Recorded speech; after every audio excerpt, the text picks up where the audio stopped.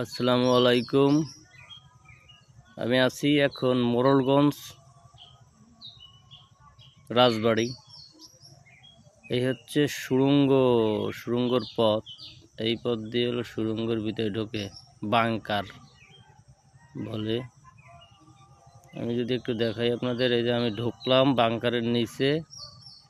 এই যে দেখেন বাংকার অনেকগুলো, এগুলো এখন খোলা, হয়তো এখন কেউ থাকে না, পরিত্যক্ত অবস্থায় আছে।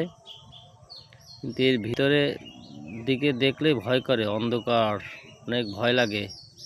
এই দেখতে পারতেছেন, এই যে বাংকার, এর ভিতরে এখন মাটি হয়তো ভরে গেছে।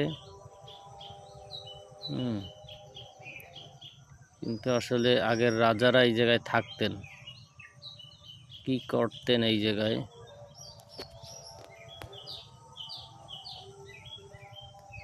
ভয় লাগে।